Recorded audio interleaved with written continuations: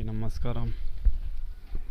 అయితే చూడొచ్చు మీరు పొలంలో నీళ్లు సరిపోకపోవడం వలన ఇంటి నుంచి నీళ్లు తరలింపుతున్న రైతు. చూడొచ్చు మీరు. నాటులా కేసీఆర్ ఉన్నప్పుడు మంచిగా మనకు చెర్లు రెండుతుండే, నీళ్ళు సరిపోతుండే. ఇలా ఒక్క చెరువు రెండలేదు, ఏం లేదు. అందుకోసమే నా పొలాలు ఎండిపోతుంది. అయితే పొలం పడతలేదని మీరు చూడొచ్చు. ఇగో చిన్న పైపు నుంచి వీడికి ఎత్తిన. వీటితో రైతుల కోసం ఏం చేసుకుంటారన్నా. ఇగో రైతు కాడ నుంచి ఇట్లా వాడుతున్నాయి నీళ్ళు.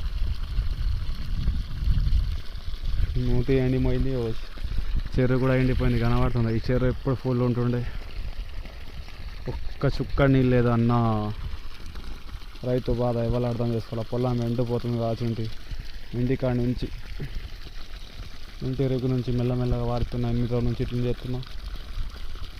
కరెంట్ బిల్ ఎంత అవుతుందో అది కూడా తెలియదు. ఇంకా కేసీఆర్ సారు, మిస్సీ సారు, మీరు మళ్ళీ రావాలని కోరుకుంటున్నా. ప్రజలు, తెలంగాణ ప్రజలు.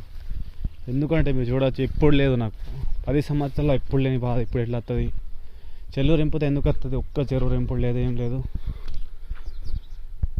ఇప్పుడు సర్పంచ్లు, ఎంపీటీసీలు అంతా బీఆర్ఎస్ పార్టీగా ఎత్తా అంటారు రోడ్లు. రాబోయే రోజుల్లో మీరే మళ్ళీ ప్రైమ్ మినిస్టర్, సీఎం అవుతారు.